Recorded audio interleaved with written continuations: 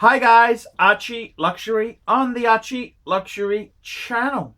Today guys, what am I wearing? What wristwatch am I wearing indeed? Well, I've got to be honest with you, I've actually been going backwards and forwards with two watches. I've been going backwards and forwards with my Rolex Explorer 2 Polar and my Patek Philippe Calatrava 5127. Okay, that's the wristwatch check done. Let's talk about today's topic, which is the secondary watch market. Now, I want to make this video because a lot of brands out there really despise, hate the secondary market. Secondary market is the used market. And I've got to be completely frank and honest with you. The secondary market is incredibly important to the first market. That's correct. If you do not have a secondary market, the first market, the retail situation will really suffer. A few case in points. Have a look at Panerai. And Panerai is a brand which is owned by the Richemont juggernaut. And Richemont's really hated the secondary market. Richemont has wanted to make the absolute cream out of all the watches and not really support the secondary market. When the subject of fake Panerais reared its ugly head, instead of Panerai saying, hey, we're more than happy to authenticate your PAM, Richemont's answer was to say that always ensure you buy a PAM from a authorized Panerai dealer or boutique, which kind of slapped in the face for the secondary market. And I think this was a grave mistake. If Richemont had have grabbed this opportunity, they would understand that if you don't have a secondary market, your first market pretty well is going to suffer. Some examples of this, if we look at the industry, the revered Patek Philippe in the last 30 years there started to buy vintage pieces themselves for their Patek Philippe museum.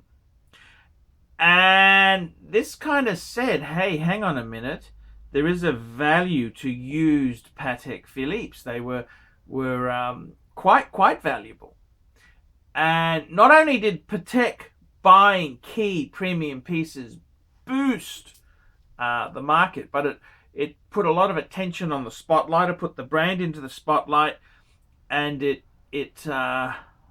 in many ways it helped with sales of new Patek Philippe's. And it's quite fascinating. Patek Philippe is a brand who has really they've in many ways they've realized the importance to the secondary market. For example, with Patek Philippe, the mantra is they're able to service any watch that they've made. And that obviously, of course, there is a proviso that you're going to damn well pay for it, but they can service every piece that their house has produced.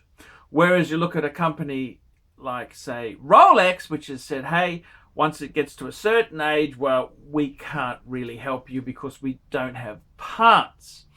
Now, Rolex has kind of defied the trend there because Rolex is it's one of this huge charitable trust which doesn't need to make money for the sake of profit. It just gets bigger and bigger. And even though Rolex has really committed a lot of sins as far as the secondary market, Rolex doesn't really like the secondary market.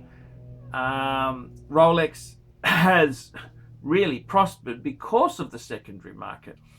And you look at many of the pieces today that are in high demand, there's a long history of these pieces. Some makers themselves they want to scoop up all the profit themselves. Enzo Ferrari, the head of Ferrari, famously, he really didn't. He was really angered the secondary market collector cars. Somebody could make more money out of the car than he did. He was a bit of a greedy little fucker. And many watch companies are like that.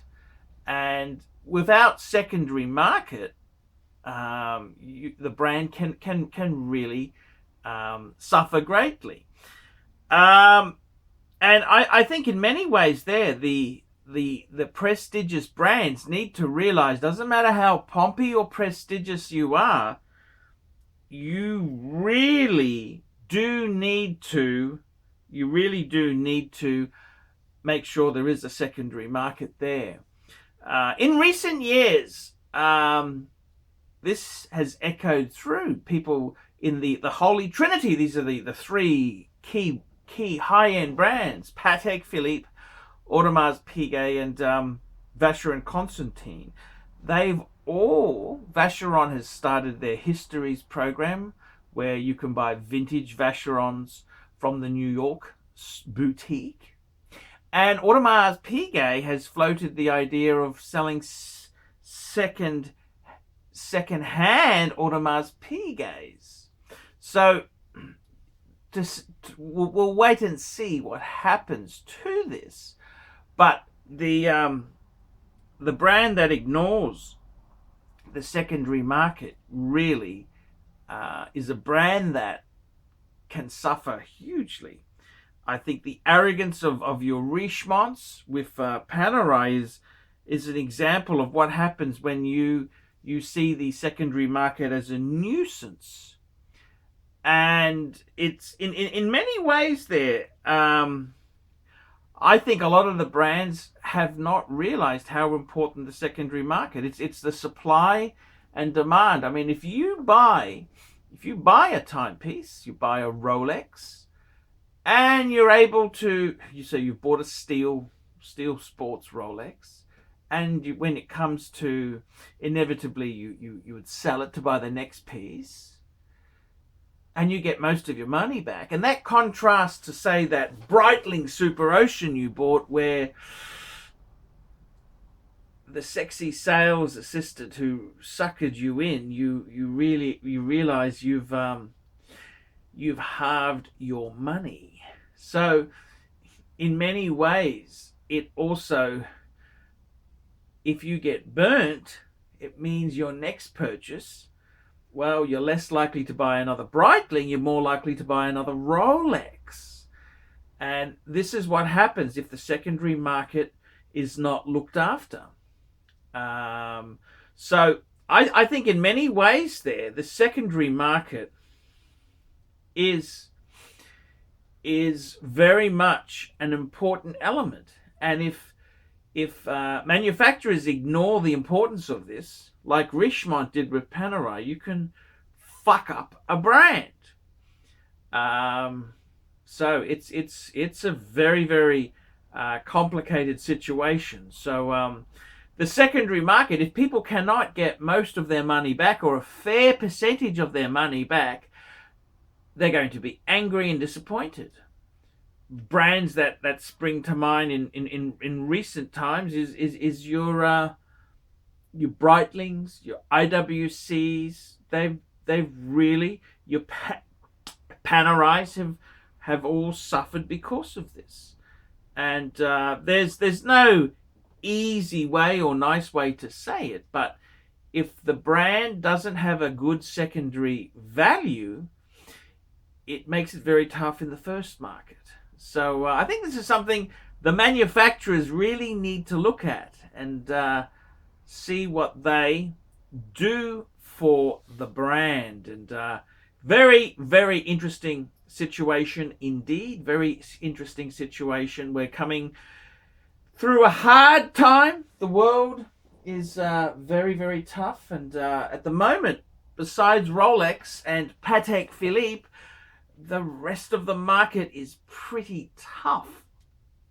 So we'll see how this pans out in the coming year. I'm Archibald Chesterfield III. This has been a look at the importance of the secondary market. Tell me what you think. If you think I'm right, put some comments below. If you think I'm completely off the caper, please also put some comments down below. I'm Paul Pluter. Until the next one, see you next time, fuckers.